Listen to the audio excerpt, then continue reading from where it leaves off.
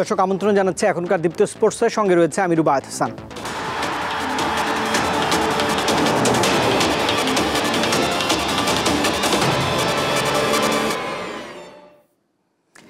November থেকে শুরু হতে যাওয়া বাংলাদেশ এবং আয়ারল্যান্ড টেস্ট সিরিজের ট্রফি উন্মোচন করা হয়েছে। সকালে সিলেট শহরের 150 বছরের পুরনো ঐতিহ্যবাহী স্থাপনা আলী আমজাদের ঘড়ির সামনে দাঁড়িয়ে ট্রফি উন্মোচন করেন দুই দলের অধিনায়ক। সিলেটের প্রবেশদ্বার খ্যাত কিন ব্রিজের সামনে ট্রফি নিয়ে ফটো সেশন করেছেন শান্ত ও বালবার্নি। এ সময় সেলফি তুলে আবদার মেটান দর্শকদেরও। প্রথম টেস্টকে সামনে রেখে এদিন নেটে অনুশীলন করেছে বাংলাদেশ জাতীয় ক্রিকেট দল। 19 নভেম্বর সিরিজের দ্বিতীয় ও শেষ টেস্ট হবে মিরপুর স্টেডিয়ামে।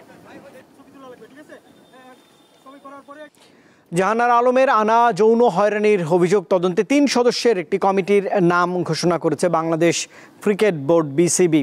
কমিটির আহ্বায়ক সুপ্রিম কোর্টের আপিল বিভাগের অবসরপ্রাপ্ত বিচারক তারিকুল হাকিম। কমিটির অন্য 2 সদস্য বিসিবির একমাত্র নারী পরিচালক রুবাবা দৌলা এবং সুপ্রিম কোর্টের জ্যেষ্ঠ আইনজীবী ব্যারিস্টার সারওয়াত সিরাজ শুক্লা। বাংলাদেশ নারী দলের সাবেক নির্বাচক ও ম্যানেজার মঞ্জুরুল ইসলামের বিরুদ্ধে জাতীয় নারী দলের ক্রিকেটার জাহানারা আলমের আনা যৌন হয়রানির অভিযোগ তদন্তে কমিটি গঠনের সিদ্ধান্ত গত বৃহস্পতিবার রাতেই জানিয়েছিল বিসিবি। কমিটি 15 কর্মদিবসের মধ্যে তদন্ত প্রতিবেদন ও সুপারিশ জমা দেবে। আর সাভারের বিকেএসপিতে যুব ও ক্রীড়া মন্ত্রণালয়ের বাস্তবায়নাধীন যুবদের আত্মরক্ষামূলক মৌলিক প্রশিক্ষণ শীর্ষক প্রকল্পের প্রশিক্ষণ কার্যক্রমের উদ্বোধনের পর এই বিষয়ে কথা বলেছেন যুব ও ক্রীড়া উপদেষ্টা আসিফ মাহমুদ সজীব ভূঁইয়া।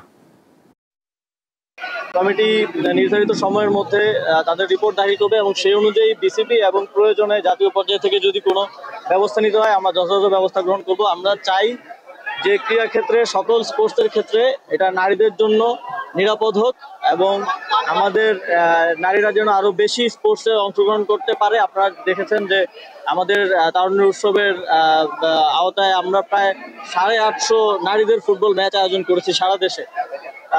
এর থেকে বোঝা যায় যে আমরা নারীদেরকে স্পোর্টসে আরো বেশি অন্তর্ভুক্ত করতে চাচ্ছি এবং তাদের জন্য ক্রীড়া ক্ষেত্রকে আরো বেশি নিরাপদ করার জন্য আমরা সবসময় বদ্ধপরিকর থাকি। ষষ্ঠ ইসলামিক সলিডারিটি গেমসে ভারোত্তোলনের 53 কেজি ওজন শ্রেণীতে তৃতীয় হয়ে ব্রোঞ্জ জিতেছেন বাংলাদেশের মার্জিয়া। সৌদি আরবের রিয়াদে অনুষ্ঠিত এই ইভেন্টে সোনা জিতেছেন তুরস্কের জানসেল ওসকেক। রূপা জেতেন ইন্দোনেশিয়ার বাসেলিয়া। আর বাংলাদেশের মার্জিয়া প্রথমে 53 কেজি স্ল্যাশে 72 কেজি ওজন তোলেন। পরে ক্লিন অ্যান্ড জার্ক এবং টোটালেও পদক নিশ্চিত করেন মার্জিয়া।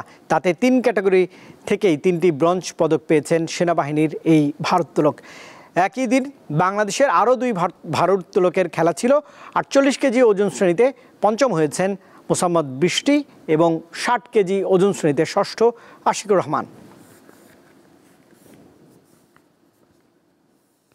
বিশ্বকাপ হকির বাছাইয়ে খেলার যোগ্যতা অর্জনের জন্য 3 ম্যাচে সিরিজ খেলতে শনিবার রাতে ঢাকা এসেছে পাকিস্তান জাতীয় হকি দল। 13, 14 ও 16 নভেম্বর মৌলানা ভাসানী স্টেডিয়ামে 3 ম্যাচের প্লে অফ সিরিজ খেলবে বাংলাদেশ ও পাকিস্তান। জয়ী দল বিশ্বকাপের বাছাই পর্বে খেলার সুযোগ পাবে। গত এশিয়া কাপে ষষ্ঠ হওয়া বাংলাদেশকে খেলতে হচ্ছে এই প্লে অফ সিরিজ। ভারতে অনুষ্ঠিত এশিয়া কাপে পাকিস্তান অংশ নেয়নি, তবে আন্তর্জাতিক হকি ফেডারেশনের নতুন নিয়মে পাকিস্তানকে বাংলাদেশের সঙ্গে খেলার সুযোগ দেওয়া হয়েছে। এদিকে ঢাকায় আসার আগ মুহূর্তে ভাঙন দেখা দিয়েছে পাকিস্তান দলে। এই দল থেকে কোচ তাহির জামান শেষ মুহূর্তে নাম প্রত্যাহার করে নিয়েছেন।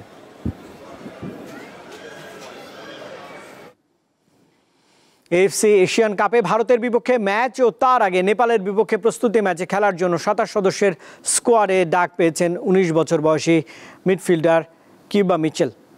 রবিবার দুপুরে ক্যাম্পে যোগ দিয়েছেন মিচেল। ফরওয়ার্ড মোহাম্মদ ইব্রাহিম এবং ডিফেন্ডার রহমত মিয়া সাম্প্রতিক চোটের কারণে ছিটকে গেলে বিকল্প খেলোয়াড় হিসেবে কিউবা এবং তার সঙ্গে ডাক পান ফর্টিস এফসির উইঙ্গার মোর্শেদ আলী। ইংল্যান্ডের সাদারল্যান্ডের অনূর্ধ্ব 18 এবং অনূর্ধ্ব 21 দলে খেলার অভিজ্ঞতা রয়েছে কিউবা মিচেলের।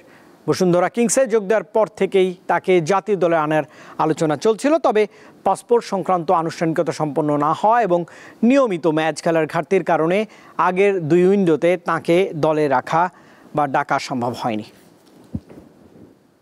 আর দর্শক, এই খবরের সঙ্গে শেষ করছে এখনকার দীপ্ত স্পোর্টস। ততক্ষণ সঙ্গে থাকবার জন্য ধন্যবাদ সবাই।